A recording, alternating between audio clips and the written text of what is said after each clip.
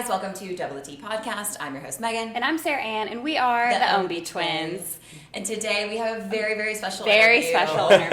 with Josh. That was a great Davis. introduction. Yeah. I wasn't expecting that. Actually, what's funny about Josh is that we literally talk about you often on our podcast because we do this certain bit, and every time we're like, we need Josh to do it because he can sing. Yeah, we're going to get you to do it for us at the end. Yeah. Okay. Sing at the end? Yeah, but it's like 4 words. It's just like a little thing that me and Sarah Ann sing. We suck at episodes and we're terrible at and it. I don't know if I can match the introduction, though. I mean, that was really... I mean, it's really good, but... It was really good. It's like it was scripted. It's like we do this. Yeah. Well. So this is Josh Davis. Some of you guys may know him from season 16 of The Voice. But you voice fans out there. You voice fans. But me and Sarah Ann met him at our church. Yeah. Which we definitely want to dive into that. Mm-hmm. Yeah. So let's just start from the very, very beginning. Yeah, your birth. Tell us about your birth. Tell us about your mom. Yeah. Tell us about your conceiving. Tell us the birth story. Well, I don't remember that. I wasn't, yeah. No, so tell us about your childhood. Like, where were you raised? Where were you born? Yeah, Tell us where about you're your from family. here. Well, yeah, I'm actually from here, born and raised. So I grew up in church. My dad was a worship leader. My mom was musical as well. She played the piano. So grew up in music, grew up in church. Born and raised here. Been a lot of places in my life, but still ended up back here. So, Yeah, because I feel like, didn't you go to like where did you go to school? Nashville or something for a while? So Right? So I went to Walker Valley for 2 years. Okay. And then after that, I got a recording contract, moved to Nashville at 16. Okay. Well, how did you get that contract? So it's funny because I auditioned for this organization called Actors, Models, and Talents for Christ. Oh. And so basically you go to Orlando, you sing, you act, you do whatever. You basically just showcase your talent.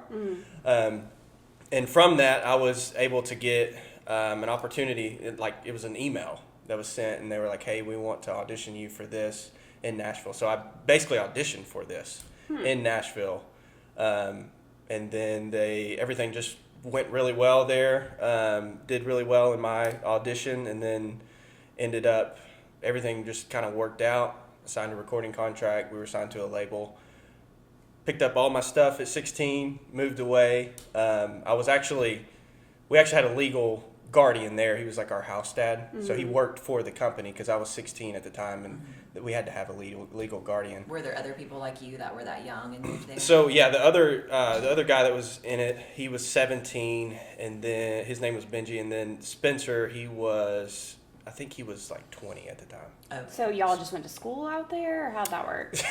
So we did everything online. Oh, okay. Yeah. So I finished like the second semester of my junior year, and then all of my senior year online.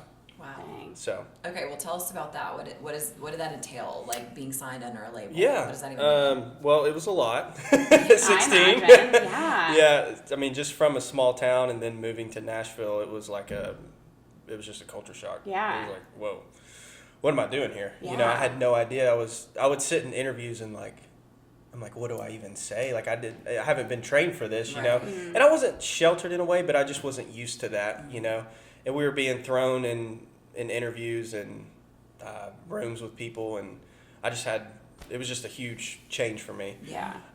So we actually worked on an EP, we released it, and then we went on tours, Air One tour. So we opened for, I think David Crowder was like the headliner. Oh, cool. So it was David Crowder, Lauren Daigle, NF, who's really NF is big. really Yeah. blown up recently. Right. Yeah. And then Finding Favor. So Okay. So was it you three? Yeah, or were you guys like a band? yeah, so we were Okay. we were basically, I hate to say this, but we were a boy band. Say it. You were a boy band. band. Oh, amazing. Yeah. We love Even our girl. We love a boy band. Yeah. Yeah. Well, yeah. Dang. Okay, so you guys performed together. Mm-hmm. Okay. But you met interesting. through this organization. Like they put you guys together. Right. Is Yeah. that pretty common? No. No. Okay. No. I mean, like, it was. Yeah. They were basically. It was.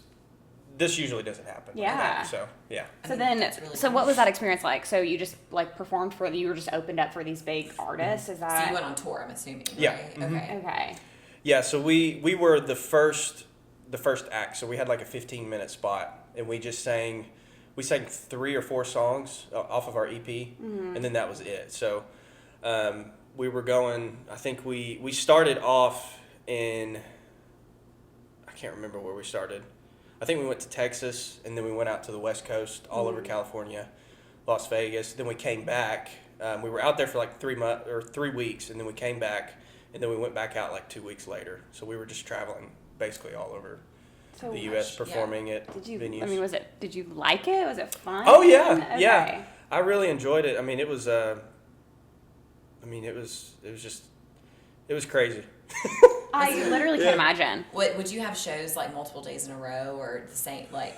No, so it would just be one night. Okay, one night, But- and then you go travel to the next Right. spot. Yep. I just can't imagine having to like. I went and watched a traveling Broadway group not very long ago, and they had like multiple performances a day, and then like multiple days in a row, and I was just like, how are they doing this back to back to back? That kind of energy and stuff. So I was wondering, somebody that like tours with artists. I mean, I'm assuming it's like 15 minutes. Okay, so that's not crazy long. No. But still, that's like, I mean, that's you're putting your heart and soul 100%. Yeah. Yeah. Is it draining? Is it, It was.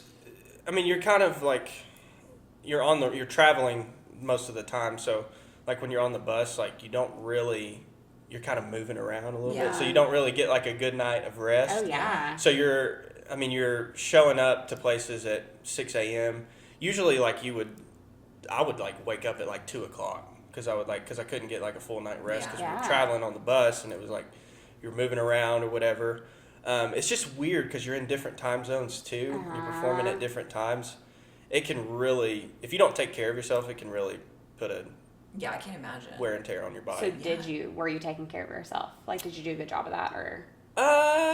I mean, not really. And you're also I was 16 like at the time. Like, 17, yeah. So no, not I'm really. like, what 16-year-old is taking care of themselves even Yeah. when their parents are feeding them? You know Oh, what yeah. I mean? Yeah. So was that house parent or whatever that you mentioned, were they with you the whole time? So they weren't with us, no. Oh, when you were touring. Okay. So it was just us, and I mean, we technically had people that were over 18 there. Yeah. So, Yeah. But we were on a tour bus with, it was like Lauren Daigle, Finding Favor. There was like 2 of them, and then NF. So Wow. it was all Okay, who's in NF like 9 of us when on you a were tour there? bus. Who was what? Who was like, do you remember the people's names in NF? At where? In NF, like It's just one person. okay, what's his name?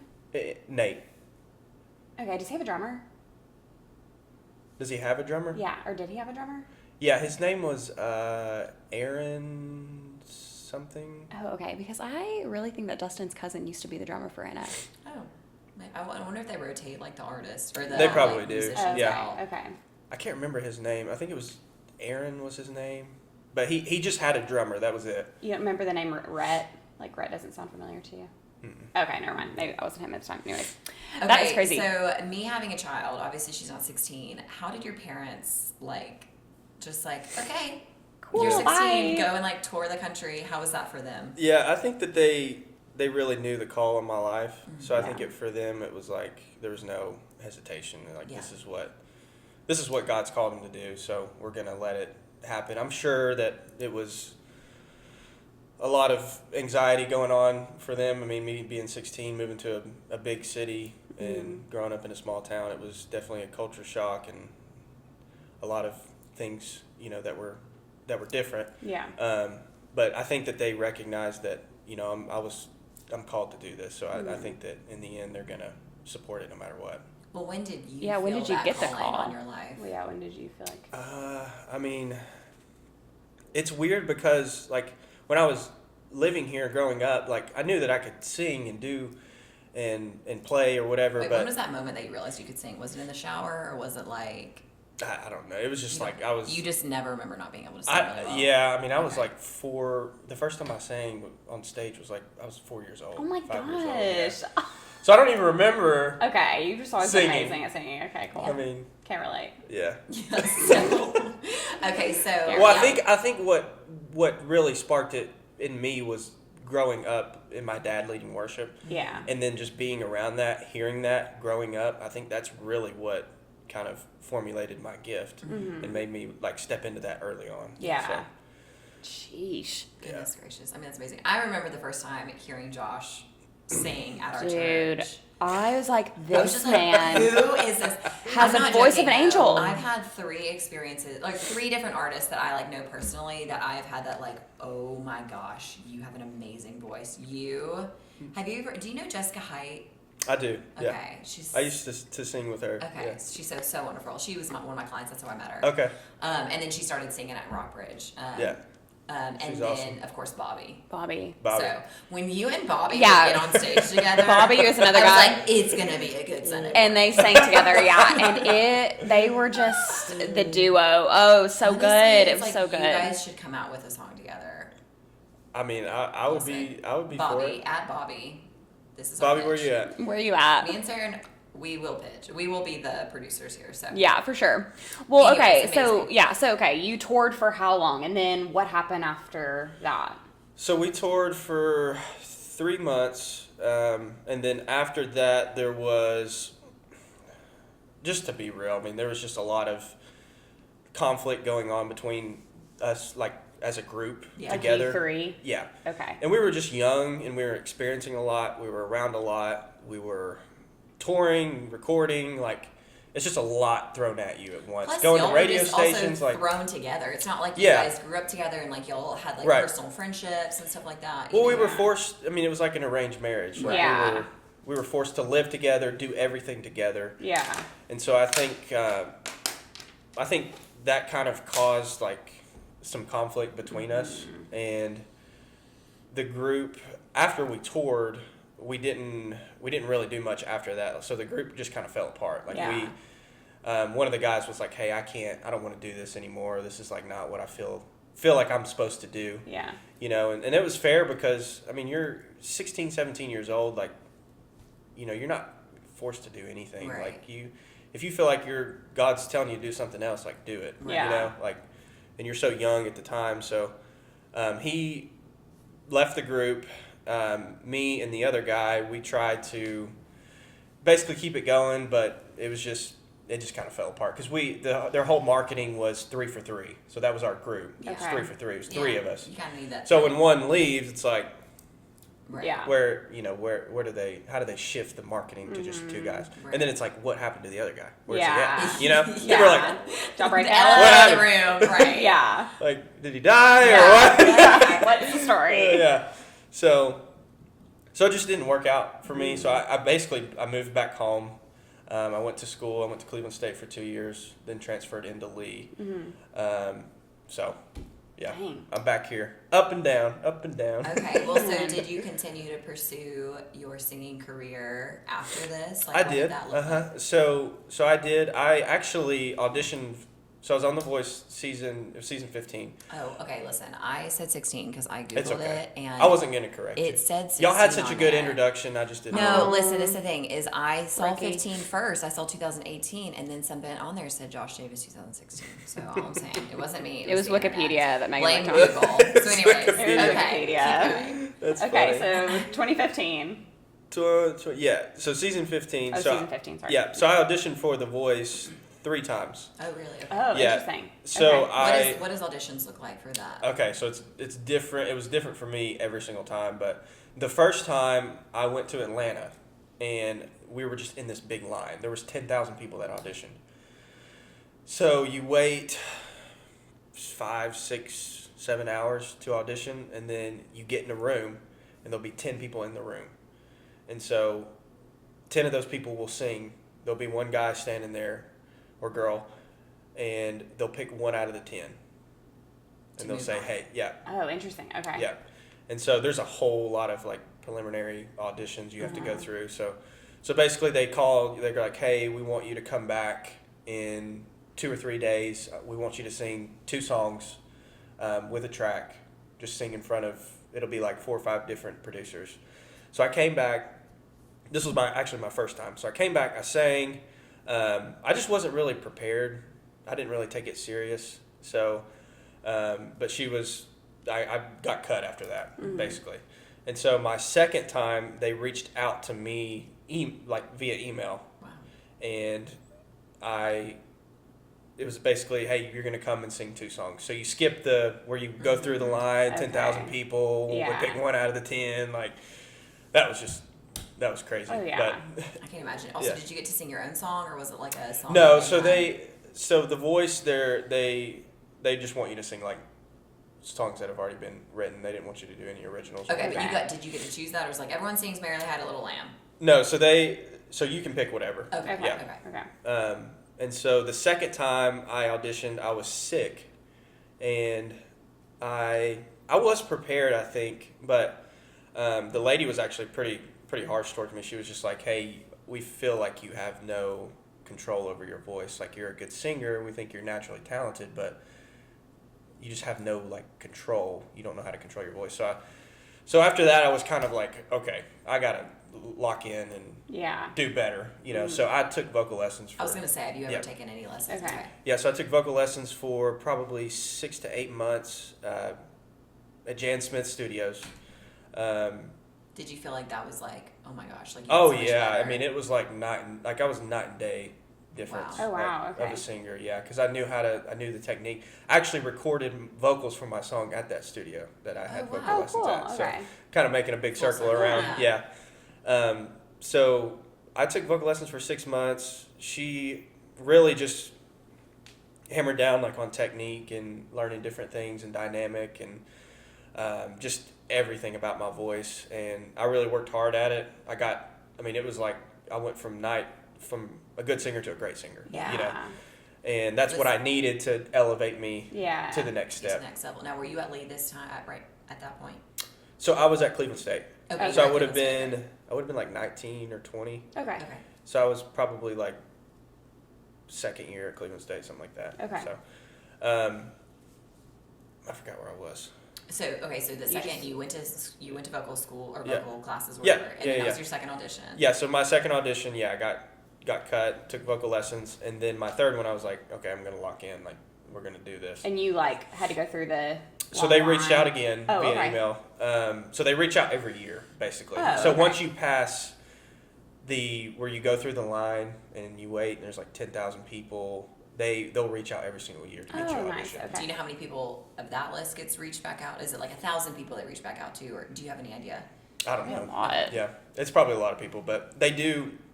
At the time I was on The Voice, they were doing 2 seasons a year.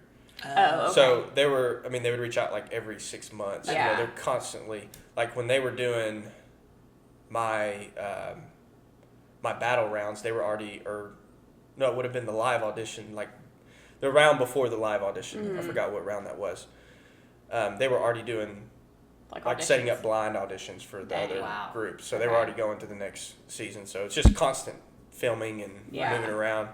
But the third time I did really well. I was still nervous. I mean, it's funny because like I have sang in front of live crowds my whole life, but like when you get in a room with producers, it's like it's nerve wracking. Oh, 1,000,000%. You know? Do you just feel like when you're going in front of like your church, people are just there to like, praise God? but Nobody's then like no one's judging judging your. you, Yeah. You know what I mean? Right, yeah, and it's different, like, cause I'm doing it for God, If I'm just singing like outright, it's a little bit different, Yeah.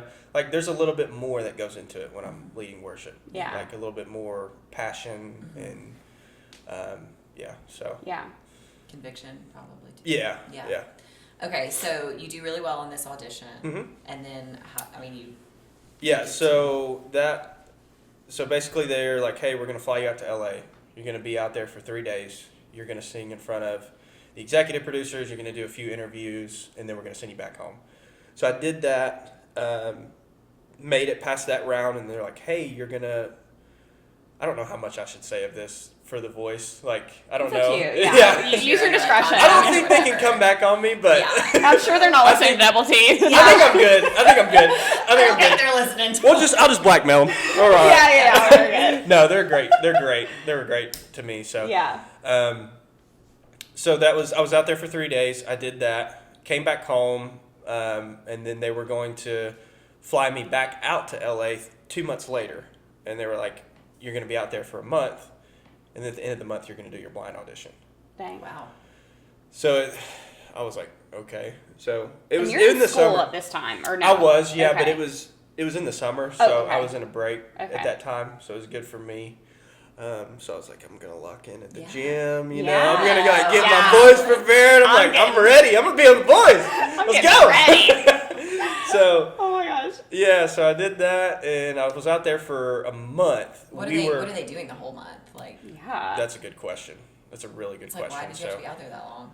So they were sequestered in a hotel. So we, at the time, the season after they were able to leave, but we were sequestered to a hotel, so we could not leave the hotel at any For point a of month. time. Yeah, and we were stuck in there with a bunch of, everybody that was going to Oh audition. my gosh. Pretty much. Why? Were there What? other people staying at the hotel, or it was just? It was, Like they I mean, rented there out was the whole other thing? people, yeah, like Okay. guests, but they Okay. didn't just like lock down the hotel when it was Right. just us. Okay. But yeah, all of us we had our own room, which was great. Yeah. But we were sequestered to that hotel for a whole month. So the whole month you're down there, a lot of the time you're not really doing anything. Yeah. So they've got to send people one by one to get them to interview and do all this and do all that. So the first week, we just basically rehearsed our song. I probably spent 4 or 5 hours rehearsing, and then the rest of it was just downtime. Oh my Yeah. gosh. What'd It's you crazy. do? I mean, we were around a bunch of singers, so we would just, Like hang sit by a out? campfire and sing. I mean, we Yeah. could figure something out to do. Yeah. But yeah, at one point you get bored. Oh, You're for like, sure. what am I going to do? Yeah. But, I mean, they had a pool there, so we'd go to the pool and work out or whatever. But Yeah. at some point, you're like, what else do I do? Nothing in to my do. life? Did Yeah. they just bring you food over, or did you? So they give you like a stipend when you're Yeah. down there to just like the be able to hotel, live a little bit. restaurant, or whatever. Yeah. Okay. But everything's so expensive in California. I mean, it's crazy. Oh my gosh. But you had enough to like eat and To eat the food. live Yeah, and yeah. do This sounds whatever. stupid, but how did you do your laundry? I can't remember. So they had a laundry room there. Okay. So yeah, you would just pay. I mean, it was like Okay. you just put quarters in and wash your clothes. Yeah. So, Gotcha. Okay. I didn't wash my clothes the whole time I was down there. Yeah, he I'm just just wore kidding. sticky clothes the whole time. Okay. That's a good Okay. question though. In his Yeah. bath. Well, I was like, you're in a hotel. Okay. In his shower. Okay, so finally the month gets done, Mhm. and you make it to blind audition. Yeah, so the whole month you're down there, they're interviewing people, they're doing band rehearsals, and the whole time you're down there, people are being sent home. Oh. So- So you could have still been Oh. sent home. Yeah, and the Okay. guy that was the room beside me, I came back and he wasn't there, and I was like, where did he go? And they're like, they sent him home. Dude, this is Oh, like. dang. Yeah, like, this is cutthroat. Oh Like, my gosh. yeah. Okay. I mean, you can't, and that's the thing that people don't understand about the music industry. Like, you cannot take anything personal. Yeah. You have to have tough skin. You have to walk in authority and boldness and know who you are and who you represent. Because if you don't, you'll get eaten alive. Yeah. You know.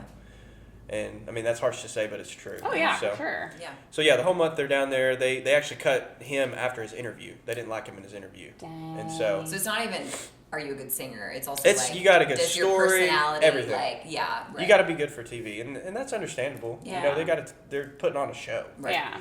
So, but the end of the month, so they have the last week that you're there, they have people go on different days that will sing. So they have day 1, day 2, day 3, day 4, day 5. And so they delayed it because I think Adam Levine had gotten sick, so they had like a day 6 basically. So I went on the last day. Okay. Okay. So they'll tell you like the night before, they're like, hey, you're gonna go on day 2. So we were like waiting all day, like what day am I gonna go on? You know. And then also, I haven't watched The Voice like religiously. So is it like they're only allowed so many people on their team? So if they turned around and people picked them, you know what I'm Yeah. saying? Like, could one of them been like, oh, I can't take any more Oh yeah, by I day mean, 6? You know yeah. what I'm saying? So the whole time you're down, like, basically once the spots fill up, whoever's left is just gonna get cut. Dang. Gotcha. So Okay. being So- on day 6 kind of sucked. Yeah, I mean it was Yeah. terrifying. I think I was the second to last person to be Oh, picked on good our team. grief, So dang. yeah. Oh wow. And then after that, there was probably 30 or 40 people left that didn't even get to audition. That were down there the whole month, had done interviews, done No everything. way. There was a girl that was down there. I felt so bad for her. This was her second time doing it, and she didn't get to audition. Dang. So, again, I didn't watch it enough. Can a singer go through all of those things and nobody turn around for them? Yeah, Okay. Mhm. And then Yeah. they just get cut. yeah. Mhm. Okay. Okay. So I think they filmed everybody that sang on the stage, even if you did get cut or nobody turned. Okay. So. Okay. Oh gosh, that would be. Yeah. I mean, how would that have made you feel? Oh yeah, I mean that would. Oof, I couldn't It's imagine. one thing to get rejected, but then on screen Yeah. in front of everybody. But even though, but also at that point you've passed so many other singers, so it's like you still did so good. Yeah. Than nobody. Well, I mean, there's just you got to be content with anything at that Yeah. point. I mean, you maybe worked so hard to get down here. You worked so hard to do this, and you sacrificed your entire month and time to be down here. You know, like you just gotta be content with anything. Yeah. You gotta be willing to accept whatever happens. And So what song did you sing? I sang I rewatched your performance. But I can't Too Good remember at Goodbyes. That's So right. did you? Yeah. How did you pick it? They picked that one for me. Oh, Yeah. okay. Okay, so in that month period, Mhm. they picked that one for you. Okay. So Yeah. tell us about going up on stage and singing in front of the whole country. Oh gosh, I mean, well, it's like this freaky made up thing almost that it's just like the doors open and then they're like, Josh Davis, please come to the stage, and there's like 12 to 15 foot doors and they open and they're like, okay, go walk. So you walk out there with a mic and then everyone stands up. There's an audience. Oh my gosh, so There's probably like 500 people, and then it's just this huge stage and they have musicians there playing too. And so I basically get up there and I start singing and I cannot hear myself. Oh my gosh. I could not hear myself at all. Because Why? because it's so loud. Well, I think, so we did rehearsals before and I could hear myself fine. And I was like, okay. And the stage was kind of weird. So it was like a V.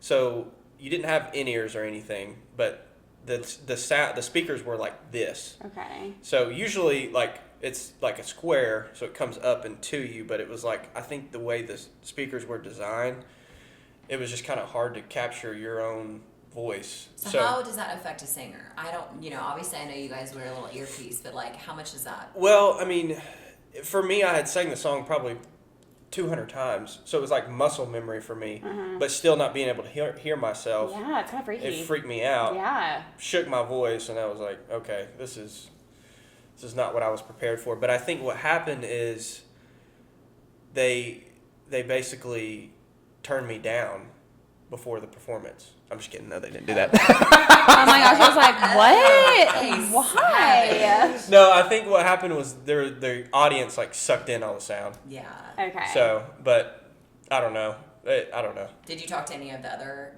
artists and did they say the same? It was like 50-50. Yeah. But you just never know until you actually get out there, because if there's 1,000 people in the audience, they can really absorb the sound and take away. So it was just kind of weird. It was weird for me because I was like getting my echo too, and I just did not have a good sound for myself, and I was just kind of freaked out too. You must feel like you're It wasn't my blind. best performance, but I was Yeah. happy that I got to do it. And Yeah. I got two Well, chair I turns. was gonna say, thankfully. Yeah. Oh, yeah. Yeah. So how did you make your decision on who you wanted to work with? Well, I mean, Kelly Clarkson. She's just got big personality. She's fun. She just kind of sold me. Yeah. Like she's Because I didn't even know. Was it Jennifer? Jennifer Hudson. Yeah. Oh. I didn't know she was. She said some things and she was good too. And it was funny because at the time it was like, I think Adam was defending, because Adam and Blake didn't turn, so Adam was defending Jennifer Hudson and Blake was defending Kelly. Oh. For who you So- should pick? Yeah. Okay. Mhm. Yeah. So they were both like defending each other. It was funny, this whole ordeal, and basically when they turned around and I started talking, I just blacked out. I don't Yeah. remember. Oh, literally, I don't remember yeah. Dude, anything. I can't Seriously. imagine. Wait, did you have a coach that you wanted to work with before? I wanted to work with Adam. Okay. I feel did, like you're yeah. like, I don't know, your vibes kind of match in my opinion. Yeah. Yeah. I get that. But yeah, I thought that he would be a good fit for me. Yeah. But, I mean, Kelly Clarkson's great. Yeah. So she gave me like this jacket, and she came back and talked to my mom and dad for a little bit too, Aw. because they were filming them. But yeah, she just kind of sold me. Yeah. She's got big personality and a lot of fun to be around. So So how much did you actually get to interact with her during the whole process? not a lot. I probably during the next round, the battle rounds, they basically will give you a song. They'll give you 16 hours to learn it, and then you got to go in a room with Kelly. Thomas Rhett was our advisor. So it's Oh, Kelly that's Clarkson, cool. Thomas Rhett. So we spent probably about an hour or 2 hours with them advising, and then she would like mentor us on our performance as well. Okay. So everything that was any encounter that I had with her was filmed. Oh, So, gotcha. yeah. Okay. Pretty much. Okay, so you do the battle rounds, and tell us about that experience. Was that... I tried to find your battle round and I couldn't find it anywhere. Yeah, so they didn't film it, it was montaged. Oh. So they basically will Okay. do like 5 seconds of it. Oh. And they'll just show Because like, I found that, hey, but yeah. I didn't find. Okay. Yeah, and I thought I did really well in my battle rounds, but I did get cut that round. Mm-hmm. And I was like walking off the stage, and they have steals at the time. So they can, if you get cut from a battle round, a coach can steal you. Mm-hmm. So I was like walking off the stage, and I was just like walking slowly. So You're like, come on, Adam. Come on, Adam. I was like looking around. I was like, Still me. come me, on. Still me. come on. Oh gosh. I was like, God help me. That'd be Change horrible. somebody's mind. That's Dang. insane. So how did you Yeah. feel? I mean, were you just like so upset, or how did you feel? Oh gosh, I was so upset. I cried. Yeah. I was sitting on the airplane like listening to music, and I remember I like caught myself crying, and I was like, Oh. I'm not a big crier. You know, I Yeah. cry like if I'm in church or something. But Yeah. yeah, it was pretty. I was upset because I thought that I deserved a spot to be, and there was good talent down there, but I Yeah. felt like I was really. I felt like I was talented enough Yeah. to make it further than what I did. Yeah. So, but yeah, I mean, but overall, I mean, you know, just to be on the show was just like a feat. Yeah. You know? I mean, again, you passed so many people just Yeah. in the process of getting there. So it's Mhm. like, yeah, you got cut early, but you had already had like all these people that Right. you had surpassed, you know? Yeah. Okay, so after the show, kind of walk us through that. Like what life has been like after, Mhm. like post show and all of that. So after the show, I just kind of, I still was pursuing music.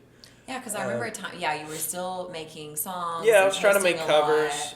I was writing and stuff. I had actually written an EP, and it was like 3 songs, and I had recorded it and everything, but I just didn't feel like it was to the quality that I wanted it to be. Mm-hmm. And it was like, it was good stuff, but it was like, this is not really what I want to say to the world, Yeah. really. And for me, it was, I got to find my voice, and I want to know what I want to say to the people. Yeah.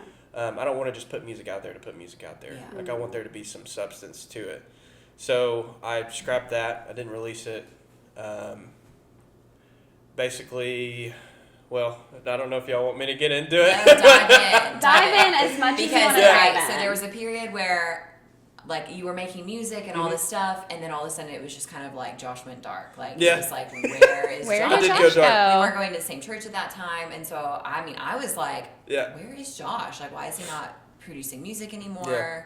So walk us I through that. I ran probably a year after the show. I was pursuing it, was doing it, and then I just kind of got to a place where I was like, I don't know if I want to do this. Like, I want to work. I want to make money. I want to go to school. So I went to Lee for the last 2 years of college, studied business, and like, I want to make money. I want to grow my life, and music's not going to make me any money. That was a lie that I heard from the enemy and from different people that had done music their whole life, and they're like, yeah, I'm just kind of getting by, and for me it was like, no, you're different. Like, you're called to do this. Like, God's going to make a way if he can, or he will make a way.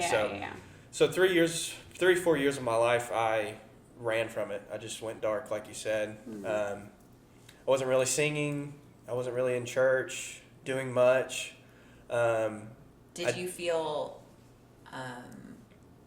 was there any like anger towards God or anything like that? Like, was there, because you said you weren't in church, so was there like you were pushing against that as well? There wasn't any necessarily anger towards God. I was just pushing against my calling. And I think there was a time where, like, I had struggled with alcohol as well. And I think that was really what pulled me away from what I was supposed to do. And I think it just like affected the way I viewed myself and the way I viewed my calling. And I just, over time, like, if you let that become part of your life, alcohol, and it becomes a problem, and there's substance abuse, you know, you start to like doubt yourself, and you start to like really like you not believe in yourself, and I got to a point where I was like, I couldn't even remember that I sang. You know, I was like, I hadn't sang in so long. I was like, I forgot I knew how to do this. Oh my gosh. You know, and it's crazy to think about it now versus now. You know, and I remember I had, you know, a point where I was probably my lowest point. I was just like, God, just take it away. You know, like take your calling away. Yeah. And that's so terrible to say. And me sitting here saying that now is just like, it blows my mind. Why did you want him to take it away? Was it just because the pursuit was so hard? I think I knew, like, if I did not step into my calling fully, I would never be fulfilled. Yeah. And that was part of, like, what God was pulling me to do, you know. And then there's just such a,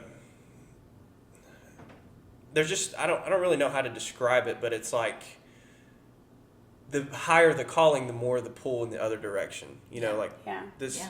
And I don't know how spiritual y'all are, but like, very. All the way. 100%. Yeah. Yeah. So if things happen spiritually that are like breakthroughs or whatever, there's also the darkness that pulls against it. Yeah.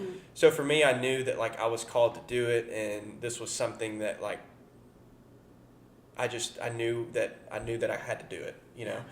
Yeah. So because you said like you were asking God to kind of like take away your calling. Do you think at the same time like the Lord was calling you back to your calling, but also calling you just back to Him in general? So it was at my lowest point that I found God, really. Okay. Yeah. And God had to really take me to a place where I was like, I have no other way out. Like you're the only way out at this point. Like I don't know what I'm doing with my life. Like yes, I'm working, yes, I'm making money, yes, I'm building my life, but I'm not fulfilled. Yeah. You know? And I think the whole thing with music in general is like there's such a spiritual element that goes into it, you know, with worship and everything, and I think if I didn't step into my calling, like I would never be fulfilled, and I would look to other things like alcohol or substance abuse, and that was what happened. Yeah. So. And step into just like Christ in general, just like letting Christ step into my calling and Christ, everything. Yeah. So, I found God basically in a church service. You know, I went to the altar and I was like, I got on my knees, and God just brought me to a place where it was like I've been chasing after you this whole time, you know, and at your lowest point, I'm here. So find me now, and then in everything you do, let me be a part of it. Pretty much. Yeah.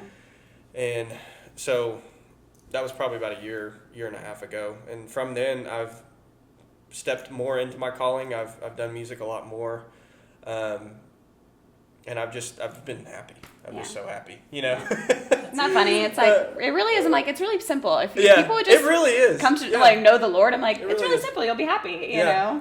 And I'm not perfect, you know. I'm still for sure. working on things and Yeah. trying to build. You know how that goes. Yeah. Still work in progress every day.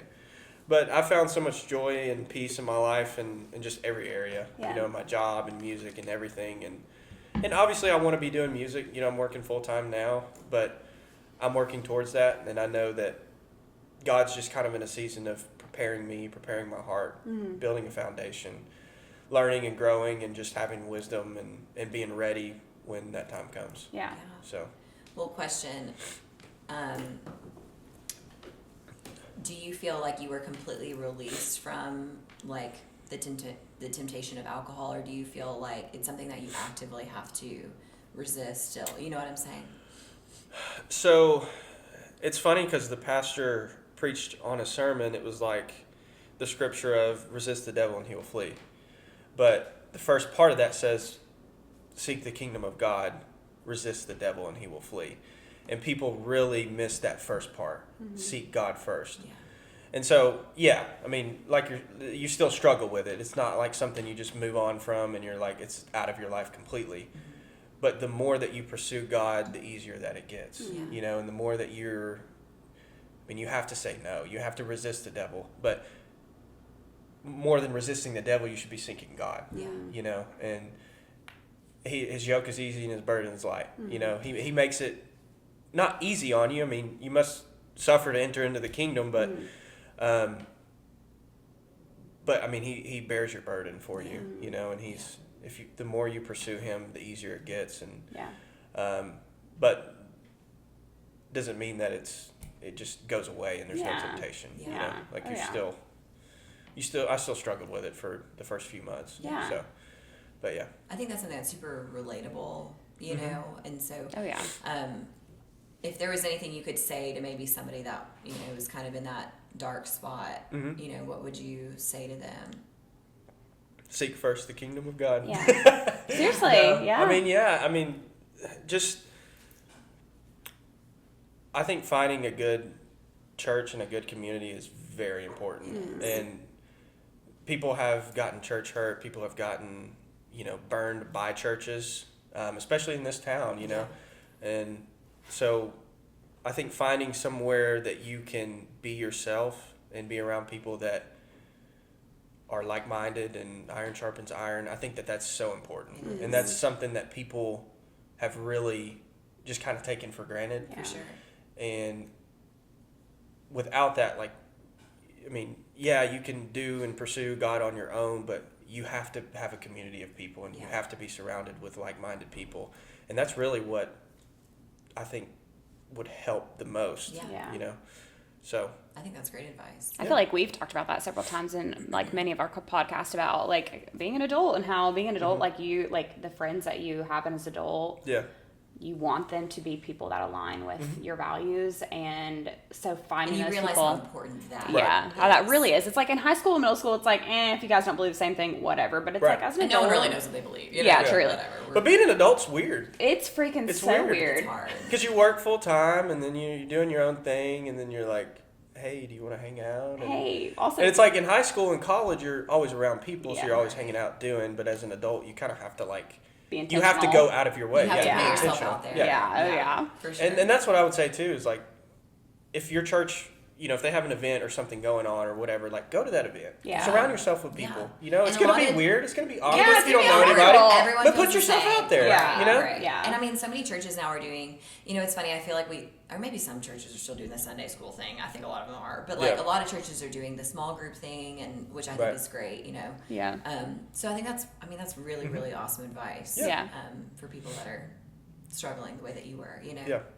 So take us to, I mean, I got to listen to your new song. You haven't released it yet. Okay, so Josh sent us a song that I have been listening to it literally all I was listening it all the way over here. I know all the songs by heart, or all the lyrics by heart now. It is so good. It's funny because, like, not hearing your story, you sit down, I kind of have pieced together your life, like, you know.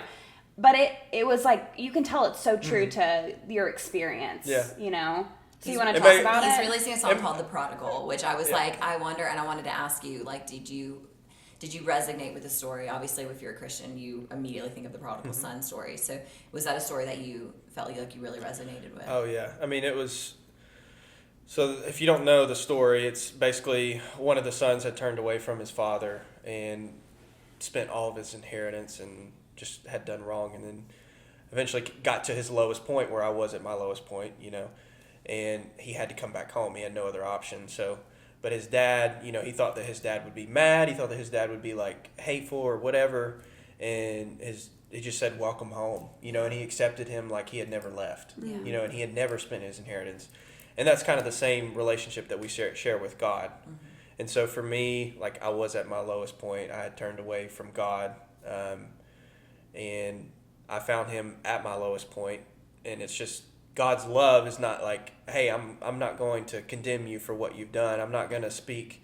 You know, we already deal with enough shame as it is. You know, if the human mind is like, okay, I've done this. How do I even overcome this? You know, I can't believe I did that. You know, and you start having all these negative thoughts, but God just, you know, he paid the ultimate price for us, for sin. So it doesn't matter where you're at in life. I mean, He's always going to accept you, you know, and he's always going to welcome you with open arms, and he's never going to persecute you for the things that you've done, you know. And I dealt for me, I dealt with a lot of shame. I was like, how did I do that? How did I end up here? How did I, and it really took God healing me from that to get over that. And there's consequences to it. There was consequences for me. I had to deal with things. I had to, I had to apologize to people. There was things that I had to do in order to overcome. But back to the song, it's just basically the whole premise is come back to the Father. His love reaches farther than all of your shame. And that's kind of the end of the story, and rise up and live again. Yeah. So basically when you choose to accept Christ and move on, your old life has to die. Yeah. And everything that you've carried, and it just has to die, and you have to take up a new life in Him, and then the bridge just kind of circles it back home. It's like dry bones are waking up, stepping into freedom.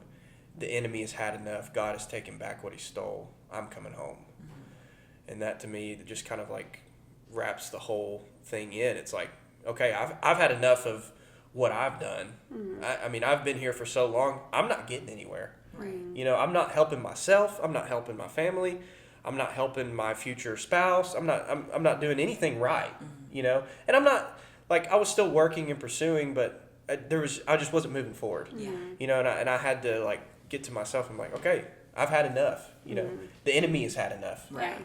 And the enemy did have a play in my life, but there comes a time where, there's going to be that attack, but you have to put your foot down and say, this is enough. Yeah. I'm moving on. Yeah. And it's like, I think my testimony will speak louder than the things that I've done, and that to me is the and whole. Really, what God has done in your life speaks so much louder than all the things. Yeah, right. Yeah. I hope I don't cry. Oh my gosh. No, it's funny. I wrote down, like, when I was, like, looking at the lyrics, because I asked Josh to send me the lyrics. Because sometimes I just get so swept up in your voice. I just can't. I'm not trying to blow smoke up your butt. But there was a lyric, it said, and it's funny because you kind of touched on it. It said, his love reaches farther than all of your shame. And I felt like that is so relatable, even for Christians. Like, I found myself in a conversation with one of my clients and good friends the other day, and she was talking about how she and this was, she's of like 48, and this was sin from her teens. Yeah.